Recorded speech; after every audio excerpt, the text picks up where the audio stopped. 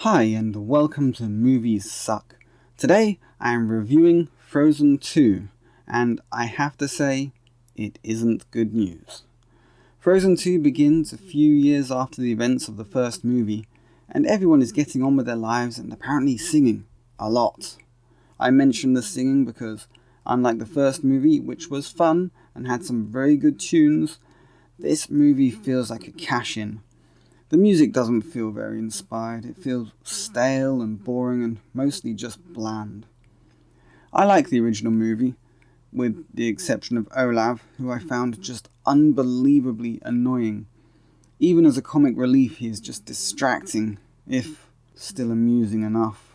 I guess between him and Sven they make up one mildly amusing character, though that is unfair to Sven because he was a fun character in the first movie. So as a quick synopsis of the story, Elsa begins to hear voices, and before you know it, she, Anna, Kristoff, Olaf and Sven leave Arendelle and travel to a magical forest covered in mist, which has been forbidden to outsiders since the kingdom of Arendelle and Northuldra ended up getting into a fight in the forest. They find that the people who had been fighting when the mist descended and blocked all contact with the forest are still there and essentially fighting. And the only way to free them and the forest from the magical isolation is to set out and find the origin of Elsa's powers, which entails a visit to the magical all-knowing river called Atoalan. Atahalan? Atoalan. Well, something like that. Somehow, they all get separated and we find the writers of this story creating new reasons for previous events, which just devalues the feel of the original movie. Which, while not an amazing movie, did kind of grow on you. This movie, on the other hand, feels completely unnecessary and tacked on to what was already a finished story. If they had made a movie showing how Elsa meets the man of her dreams, and falls in love and has a crazy adventure before finally reuniting and getting married, I would have been more on board. I know that the woke media and other social actors and loudmouthed idiots want Elsa to be a lesbian or some other such LGBTQRXY nonsense, but that is just some such nonsense that you expect from people who think a song about throwing off the shackles of a life that has made her feel contained and restricted is actually all about feminism and sex.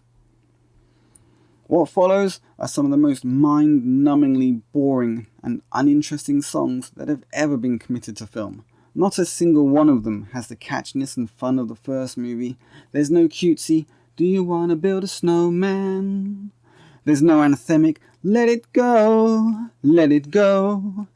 and I'll run like the break of dawn, or something like that.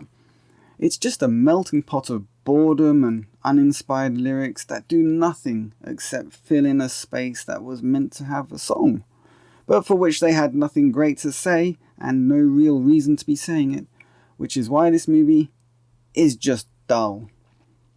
I'm not saying that there weren't moments that make you feel uplifted or emotional, but they're compromised by the fact that you'll be staring at the screen with your face screwed up thinking to yourself, why did they make this movie? Few people had been expecting or hoping for a Frozen 2, and as far as Disney movies go, making a follow-up to what could be considered a very full and complete story is only likely to amuse children. As an adult, your brain will only allow you to watch bland, dumb films when there is enough extraneous humour or good action for you to allow that something very, very dumb can still be very, very fun. I'm looking at you, Fast Five. This was already a complete story. Only the question of Elsa's happy ever after was left after the first movie, and the fact that they don't address this just leaves this film feeling cold and pointless. I know it is doing gangbusters in the cinema, and after that god-awful hackery that is Terminator Darkly Feminist Fate and Charlie's Feminist Angels, Frozen 2 is actually a much less feminist and more interesting movie, but it's also very much a musical with bad songs rather than a good bit of storytelling. Little girls and some parents are going to watch it and probably like it the first time, but it's not a classic. People will not be talking about it in another month, and its songs will not be in the charts. It is a forgettable film that would have been better off going straight to video, as it has that level of quality.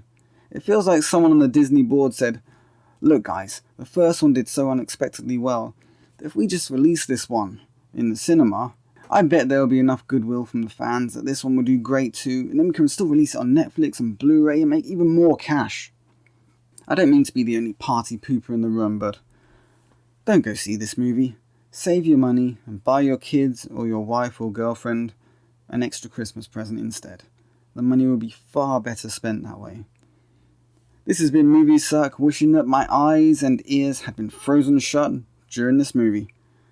Oh man, I shouldn't do puns. Whoever thought that was a good medium for comedy? I prefer good old English sarcasm. Cruel, cutting, no so satisfying. Signing out. Leave a like, share and subscribe, and I will catch you guys on the flip side.